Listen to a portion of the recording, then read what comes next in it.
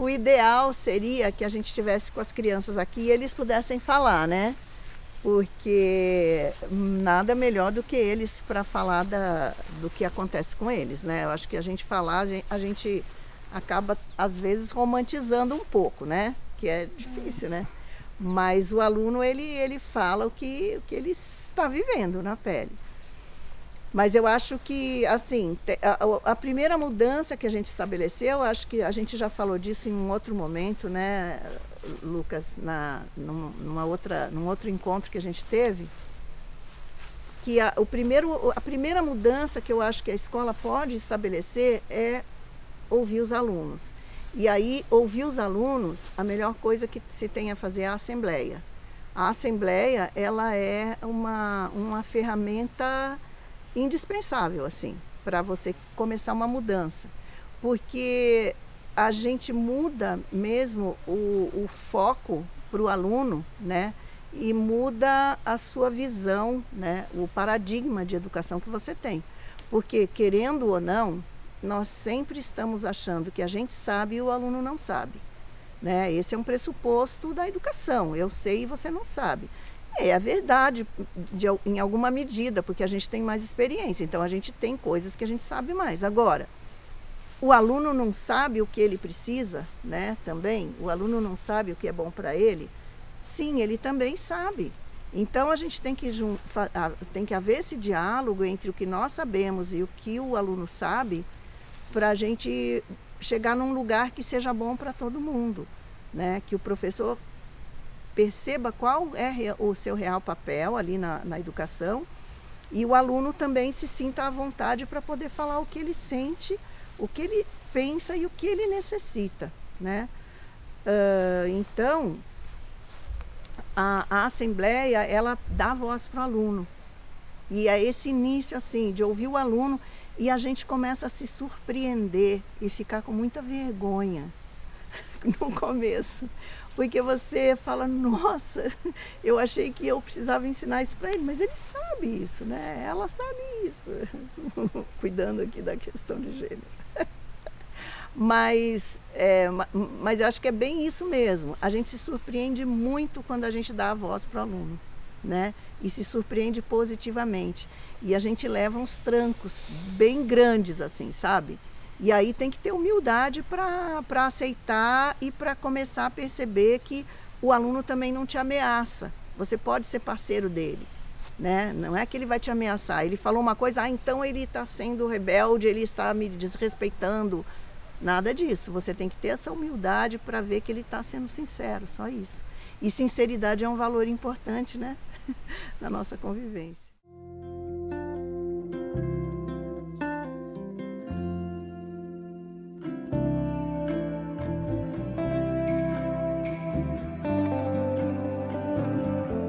Aqui é uma árvore arrumando o cabelo para festa.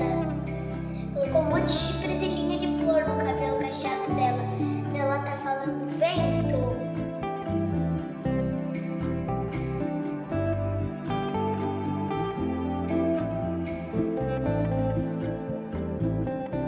A partir da assembleia, eles vão trazendo questões, né, de como poderia a escola funcionar melhor. Isso é muito comum, né? Eles falam, não, porque, por exemplo, começa com coisas bem básicas, assim, não, o horário do lanche é ruim, porque aí a gente depois do lanche fica com preguiça, o lanche podia ser mais tarde, ou a gente podia ter mais outro tipo de alimento.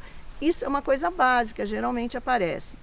E aí você, então tá, isso é possível, vamos mudar. Então a gente tem que, às vezes traz a merendeira, conversa com a merendeira e vamos ver o que dá para mudar.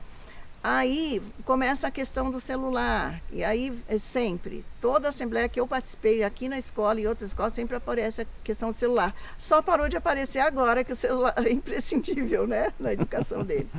Mas são coisas que vão estabelecendo pequenas mudanças na rotina da escola e que, sem perceber, ela vai se tornando mais democrática e mais livre para os alunos, né? Então, quando o aluno traz uma sugestão sobre o lanche, por exemplo, bom, então, o que os alunos podem contribuir para melhorar o lanche? Então, vamos trazer a família. Aí a família traz, eles queriam pão integral. Então, as famílias têm que trazer a farinha integral, porque a prefeitura não fornece.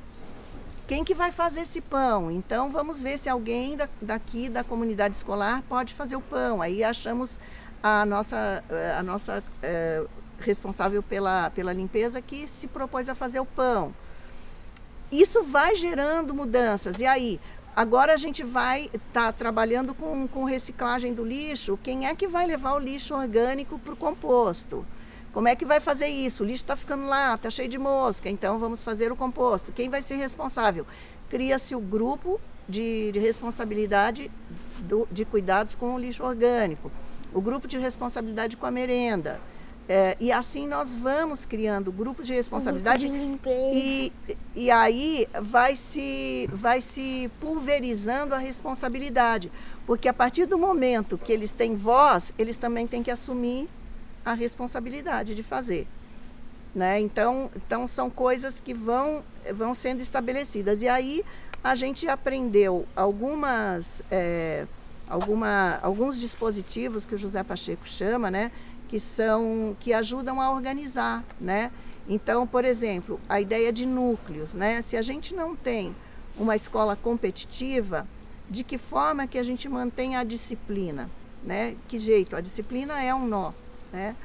Então, quando eles participam das decisões, isso também acaba ficando mais organizado.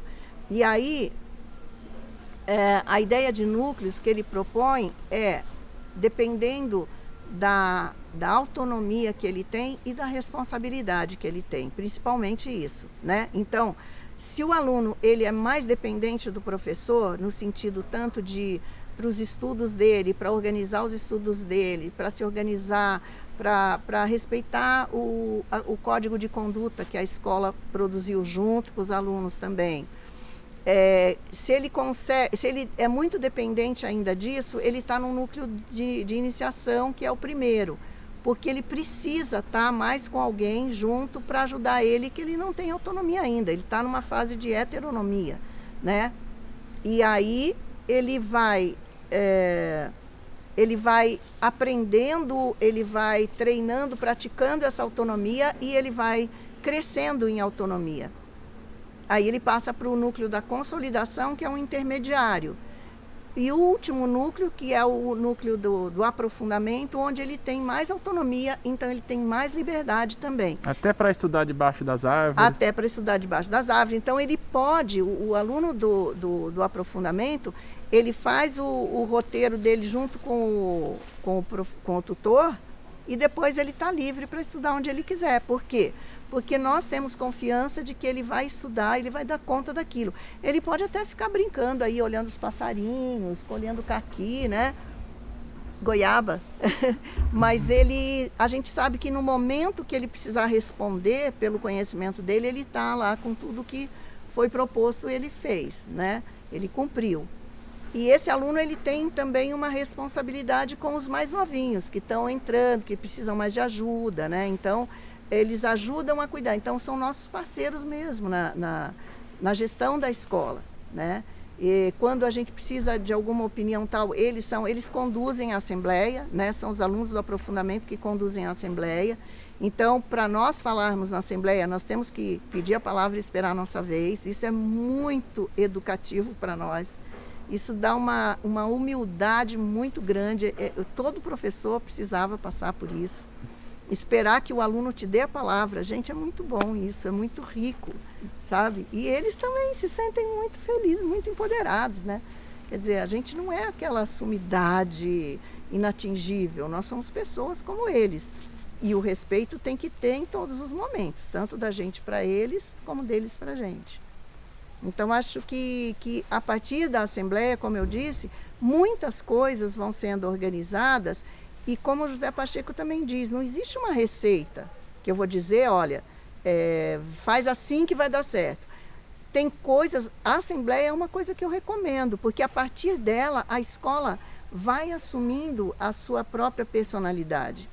Ela vai ganhando, aqui, por exemplo, o nosso espaço, ele exige coisas que uma escola na cidade não exige, né? Então, tem situações diferentes que exigem soluções diferentes, né? Então, por exemplo, a gente não tem muros, a gente não tem cadeado, não tem alarme, né? Então, isso muda muito